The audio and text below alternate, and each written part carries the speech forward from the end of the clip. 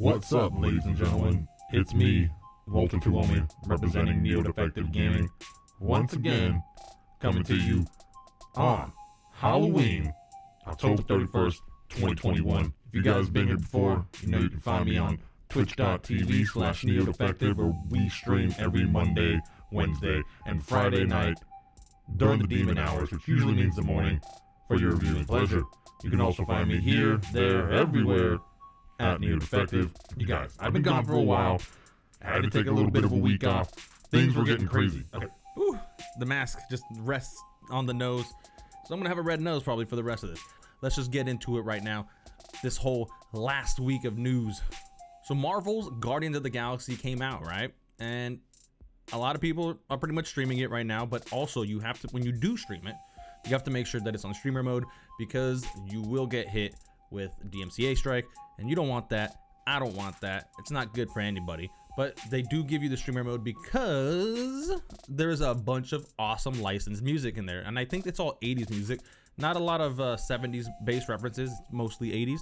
I'm not sure if the actual comic itself is more 80s themed compared to the movie, where it was 70s themed music, but I just know that the music that I have seen, the track list, is actually amazing. I mean, every song that's on there is, by now you've heard it probably 1,000 times, and if you haven't heard it, well, you can go ahead and play this game if you don't stream it and you listen to those tracks, or just go ahead and go to Spotify and see if you can play the actual streaming list, because the music is amazing. This game has released to a 77 on Metacritic, and it's actually, I think that's a harsher score than what it shows, because a lot of the critics are saying that, for most part, that they love it. Some people are even saying that it's better than Spider-Man. Now, I think that's crazy, right?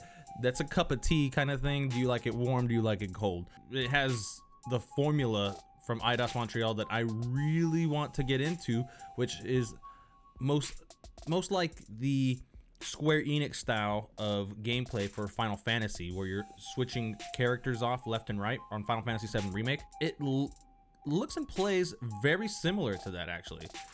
Not only that, it has the whole arena system. If you're just looking at the trailer that's playing, that's very similar as well to Final Fantasy as well. I know they try to tie a lot of things together in this video game from elements of other games. From what I've seen, the combat is actually probably some of the best parts of this game. The exploration, I'm not seeing a lot of positive things on it. It kind of has that whole Mass Effect 3 vibe mixed with some Uncharted and some Final Fantasy, and those are all games that I love the most anyway. I really want to play this game because it actually looks like a ton of fun. I mean, playing as these characters too, the comedy of it. And I also don't know if I'll be streaming it, because I actually want to take in the licensed music. The plan is, though, to actually attain this video game, add it to my library, and just have all sorts of fun, which I expect to do, and just get lost. I want to get lost in this story. It looks fun.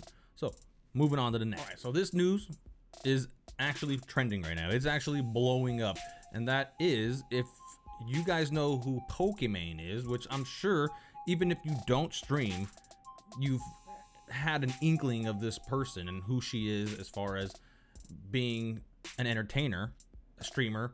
But she, I guess, had recently tweeted from my girlfriend telling me that she was about to do one of the most important things of her career. Well, she wound up tweeting out hashtag free Marvel vs. Capcom 2, which is a movement that has taken life in and of itself and become this whole thing to allow us to the gamers to be able to play this game. Not only that, I mean, you have, you know, what, Michael B. Jordan coming out and saying that he also wants to know where this game is at. But this is the one that I think might tip it over into actually releasing. More than likely, having this person, this entertainer, Pokimane, come out and say that she's now working with Evo, working within the video game industry directly to allow gamers and content creators a better avenue and to allow people to get more success, is a great thing.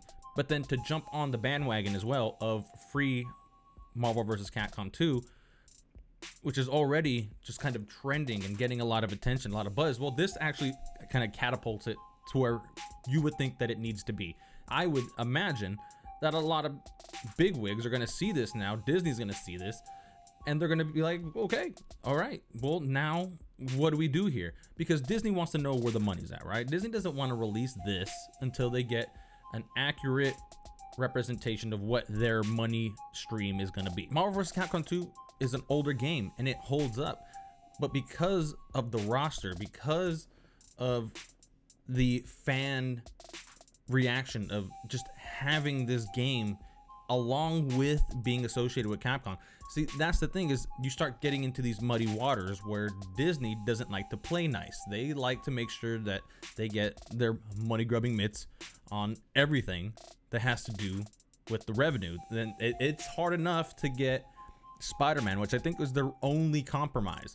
How are you gonna have Spider-Man and Disney, who owns everything else, working together when everybody wants a little piece, right? Like, everybody's gonna want their piece of this now, because even though it says Marvel, they'd have to have Sony's owned Marvel, they'd have to have Disney's owned Marvel, they'd have to have Capcom. There's too many hands in the breadbasket now. But this actually might give it that push, is what I'm saying. Now, there's a lot of people too saying that, what has Pokimane done for the FGC? Well, listen, you fucking idiot. Doesn't matter what she's done. It doesn't matter where she's been. The FGC doesn't really have a lot of room to say what is good and what is bad when people come over and start saying that, you know, they want to learn to play fighting games. You can't sit there and say that that she hasn't done anything for you, because you don't have the luxury of that.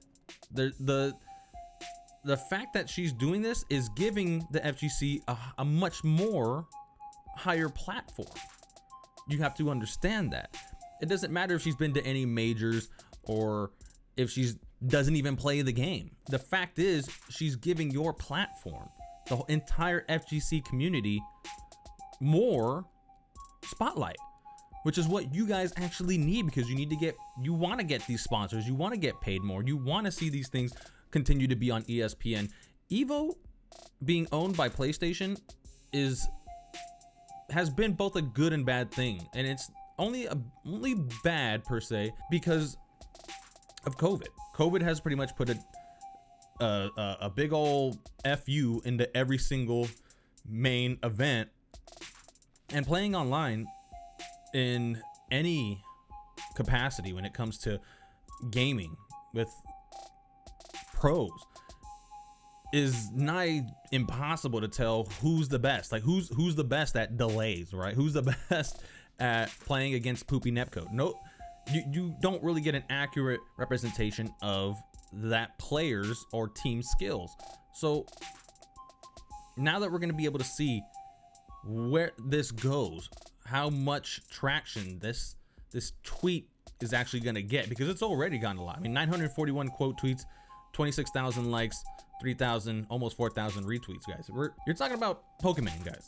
Even, like, again, you know who she is, and the fact that she's saying this, and the fact that she's sticking to her gun, saying that she's gonna help out content creators, it's gonna mean the world to everybody out there who wants to get into the actual pro gaming scene, and also just content creators in general. So props to her. All right, this article coming from Game Rant, basically detailing what PlayStation released was the PS Plus subscribers getting 6 free games for November 2021.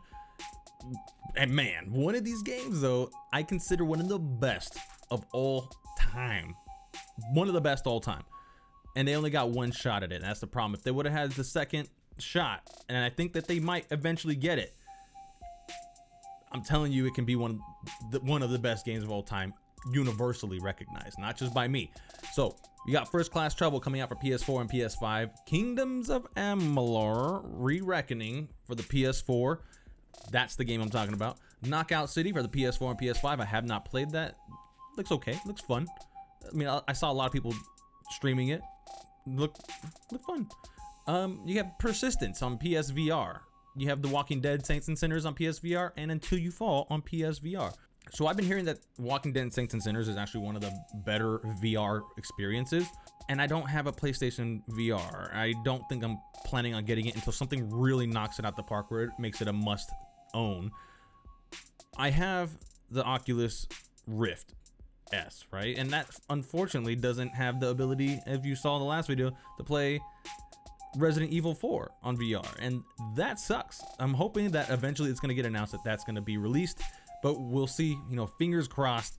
I'm hoping that happens. But I mean, we do have that coming free if you own, if you have the PlayStation Plus, which you should have anyway. I mean, if there's one console out there that does a great job of it. I mean, obviously Xbox is killing the game, probably has the best online component, but PlayStation coming in second best, right? And these free games that they're releasing are always, for the most part, like AAA budget games when they come out, and these are good games, guys. I'm telling you, Kingdoms of Amalur. If you've never played it, go right now.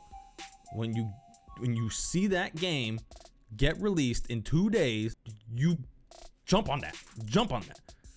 Because Kingdoms of Amalur is one of the best experiences you can have. Yeah, it's gonna show its age a little bit, even on re-reckoning. The combat is one of the best Western RPG experiences you can ever have. I think it's safe to say, might have the best combat in an open world RPG to this day. It's arguably, all right? I'm gonna get some people that are gonna disagree, and that's fine. That's your choice. You can disagree, but once you experience Kingdoms of Amalur, then you come talk to me and tell me what you think the actual best combat system is in an RPG that's open world. And again, I said Western. Right, let's keep it there, guys.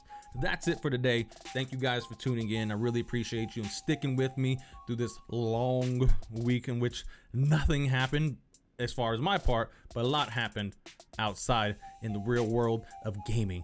So you guys know I'm still doing the giveaway of the Corsair HS70 Bluetooth headset that's compatible with every single console and PC. Make sure you hit that sub button, you like this video so it stays in the YouTube algorithm, and you comment what your game of the year is so far for 2021 to get entered to win that headset. You guys, if we can hit 1,000 subs, that's when that headset goes out to a lucky person that comments and subs as well.